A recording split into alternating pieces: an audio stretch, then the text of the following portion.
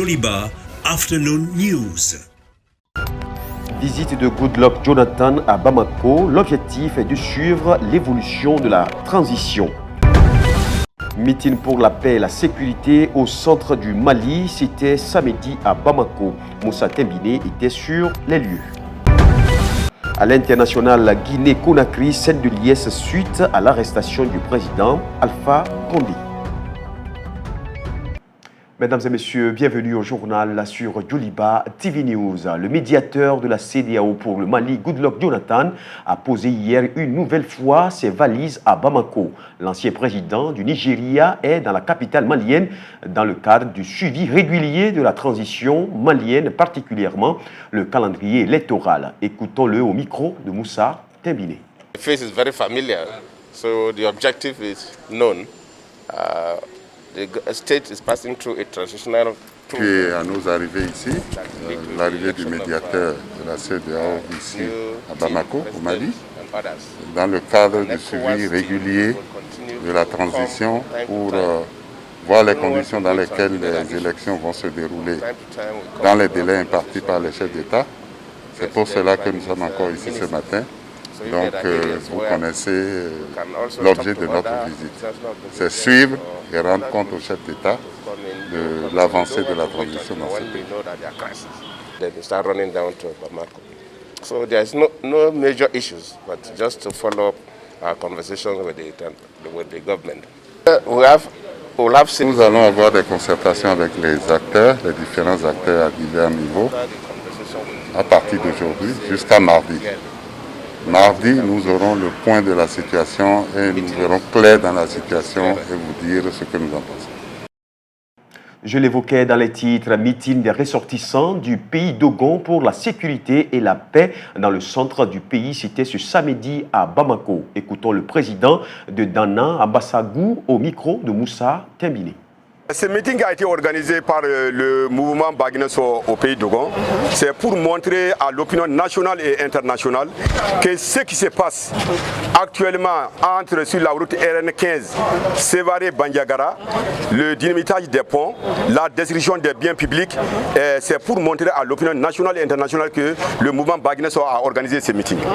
Il n'y a pas de guerre entre Peu et Dogon parce que je vous ai dit que Nyono, aujourd'hui Nyono est confronté.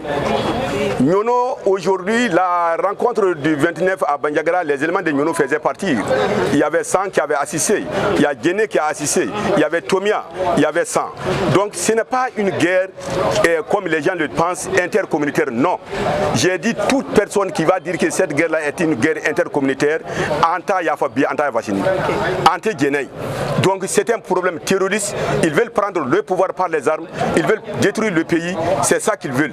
Donc ce n'est pas un conflit intercommunautaire, c'est un conflit terroriste. Et pourquoi dynamiter les ponts? Les militaires sont tués comme des poulains et nous soutenons l'armée malienne. Nous soutenons l'armée malienne. L'armée malienne seule ne peut pas faire cette guerre-là. Il faut que la population se lève debout comme un seul homme pour sauver le pays. La mission multidimensionnelle des Nations Unies au Mali, MINUSMA, a publié sa note trimestrielle sur les violations des droits de l'homme. Un rapport qui a fait l'objet d'un communiqué du collectif des membres du CNT. Selon le porte-parole du dit collectif, ce rapport est un rapport biaisé. Il a aussi fait des révélations accablantes sur les dessous de l'affaire. Reportage Aruna Salia Kone. Les femmes sont auteurs de 46 cas de violations conduites contre les civils dans les pays, soit 9%. Cette révélation est faite dans le dernier rapport de la division des droits de l'homme de la MINUSMA, mission multidimensionnelle des Nations Unies au Mali. Des chiffres que le collectif des membres du CNT conteste. Son porte-parole crie au complot. Ce rapport, c'est un rapport politique. Et c'est des rapports qui sont dans une logique de déstabilisation, de complot contre le pays, contre notre pays. Vous voyez, ils disent que ce rapport, ça date de 3 mois. Et quand vous voyez bien, ça ne date pas de 3 mois. Les premiers éléments ont commencé depuis que Assimi, président du Mali, a commencé déjà à opter pour la rélecture du traité de coopération militaire.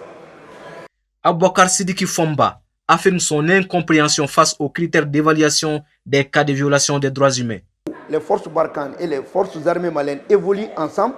Quand ils tuent ensemble, les forces Barkhane, les civils, ceux qui sont tués par les forces Barkhane sont des terroristes. Mais ceux tués par l'armée malienne sont des civils.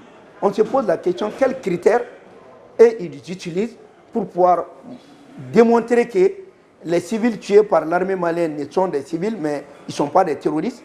Et pendant qu'ils ont leurs armes contre l'armée malienne, et c'est qu'eux, ils tuent, c'est des terroristes. On veut aussi savoir les ONG qui leur donnent ces informations, qui financent ces ONG. Le blocage de la livraison de l'avion Casa C-295 rentre, selon notre interlocuteur, dans le même processus de déstabilisation. De bloquer l'avion du Mali, l'avion Casa 295, et comme motif que c'est des mineurs que l'armée malienne utilise. Et on les a aussi prouvé que sur les 5000 militaires qu'on avait recrutés dans l'OTAN, il y avait plus de 30 000 dossiers. Et comment se fait-il qu'on va utiliser des enfants? Après, ils se sont tournés pour dire que c'est le Gacha. Mais le Gacha n'est pas l'armée malienne. Comment des sanctions contre le Gacha peuvent être des sanctions contre l'armée malienne? Et la CEMA, pourquoi ils ne touchent pas? Le collectif, à travers son porte-parole, appelle la MINUSMA à son rôle de protection des civils et celui de soutien au gouvernement.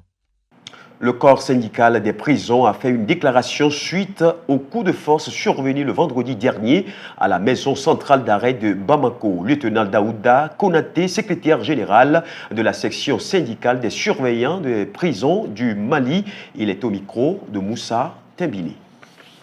Et effectivement, c'est vendredi 3 septembre 2021. Et dans l'après-midi, la devanture de la maison centrale d'arrêt de Bamako a été prise d'assaut. Pris d'assaut par des éléments de force spéciale antiterroriste et également d'autres éléments venant de la même corporation. Et nous avons enregistré les mandats de dépôt qui a été décerné contre le commissaire, notamment Oumar Samake. Quelques heures après, nous avons reçu les instructions venant de la hiérarchie de l'amener ailleurs. Donc un officier supérieur d'une autre corporation a quand même est venu les cueillir et l'amener dans une autre localité pour des raisons que nous surveillants de prison nous ignorons. C'est juste après ça que la devanture a été prise d'assaut par des éléments que nous qualifions des éléments incontrôlés. Pour accéder à une prison, il y a une procédure. Pour que tu sois libéré également, il y a une procédure. Donc les procédures n'ont pas été violées. Il a été placé sous mandat et les instructions sont venues aussi des hautes autorités qu'il soit transféré ailleurs. Et naturellement, il a été transféré ailleurs. Donc ce n'est pas la pression, ce n'est pas les retentissements de tirs d'armes à feu qui ont fait que les surveillants de prison l'ont fait. Jamais les surveillants de prison ne feront quand même se soumettre à de telles instructions. Il a été transféré ailleurs. C'est de là-bas qu'on ne sait pas, on a appris qu'il a été libéré. Le corps syndical des médecins des hôpitaux du Point G et Gabriel Touré ont tenu un point de presse. Objectif, faire le point des problèmes qui persistent au sein du dit hôpital et annoncer une grève si toutefois ils ne sont pas résolus. Moussa Traoré, membre du comité syndical du CHU Gabriel Touré et Point G, il est au micro de Moussa Tembili. L'objet de cette conférence de presse d'informer l'opinion nationale et internationale, d'informer les agents de santé du Mali et aussi les plus hautes autorités de la situation qui prévaut dans les hôpitaux, notamment le CHU du Point G, qui est victime d'une atteinte à la liberté syndicale parce que tout simplement, le personnel du CHU du Point G a décidé de se réunir au sein du comité syndical, d'un comité syndical pour défendre l'intérêt du personnel, défendre l'intérêt des patients. Nous allons faire 3 jours de grève, puis il y aura 4 jours de grève. Après, il y aura une réunion de la coordination des syndicats qui va prendre les décisions appropriées. Je pense que nous n'allons pas arriver jusqu'à ce niveau. À présent, l'image du jour consacrée au pont Mirabeau. Le pont Mirabeau est un pont de Paris construit entre 1893 et 1896. Comme le pont Alexandre III, le pont Mirabeau est un chef-d'œuvre de technique et d'élégance architecturale réalisé par l'ingénieur Rabel, responsable des ponts de Paris, et c'est le premier pont métallique en arc à cuirasse, composé de 2 ossatures symétriques qui, en s'arc-boutant, donne à la structure son équilibre. Le pont comprend une arche centrale de 93 mètres encadrée de deux arches de 32,4 mètres de portée. Malgré son abaissement extrême au niveau des quais, il offre un espace suffisant au passage des péniches.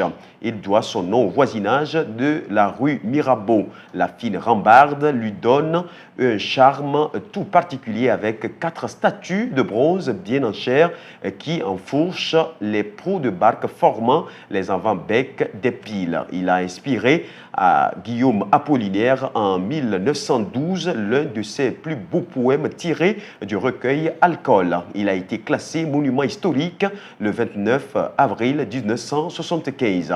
Le pont enjambe la Seine du 15e arrondissement, situé sur la rive gauche de la Seine au 16e arrondissement de Paris. À présent, l'actualité internationale avec Sirandou Ba. Dans le fief de l'opposition de Bambeto à Conakry, les résidents et militants de l'opposition guinéenne sortent massivement dans la rue pour manifester leur joie suite à l'annonce de l'arrestation du président Alpha Condé par des putschistes. Bon, on est là, on se manifeste de la joie parce que on était là, on a beaucoup souffert avec le temps. Bon, Dieu nous a montré quelqu'un qui est plus puissant que lui. Avant tout, c'est la patience. On s'est patienté. Je suis très très contente. Nous sommes sortis pour la joie. Donc, nous sommes très très contentes. Par rapport à ce qu'on a entendu, ce qu'on a vu. Déplayer l'école ou encore trouver des tentes pour faire classe à Haïti, malgré le report de la rentrée scolaire, accueillir les élèves demeure un défi tant logistique qu'humain dans les régions frappées par le séisme du 14 août. L'école, c'est une source dans la zone. Tout dépend d'elle. Sans cette école, la communauté de Manzénode est totalement détruite. Où iront les enfants? C'est ma préoccupation actuelle.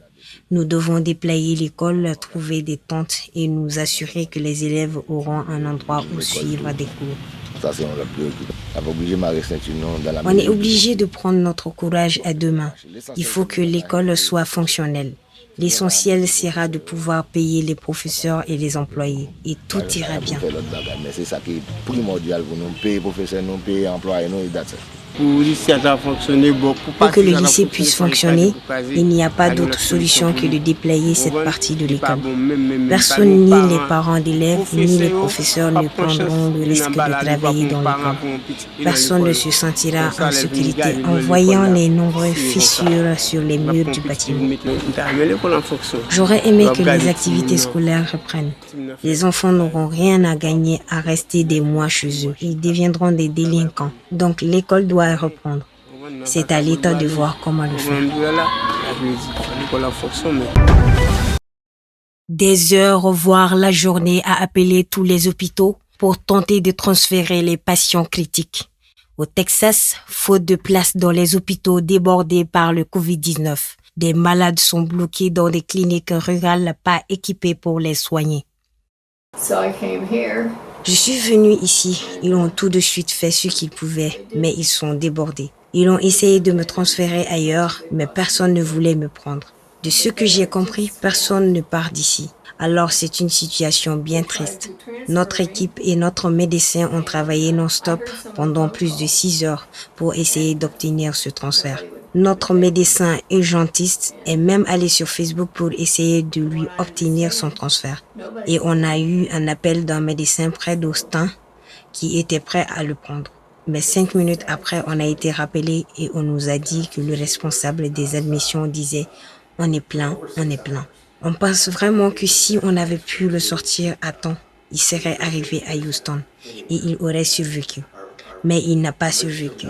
Il est mort après être arrivé à l'hôpital de Houston. Et c'est très triste.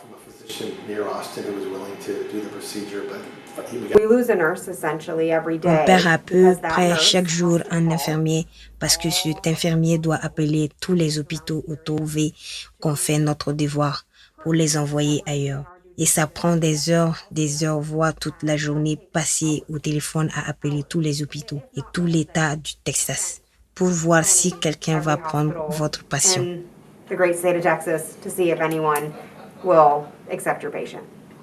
Mesdames et messieurs, cette édition s'achève ainsi. Merci à vous de l'avoir suivi. Très bonne suite de nos programmes sur Joliba TV News. Dans un instant, la météo. L'information reste en continu sur Joliba TV News.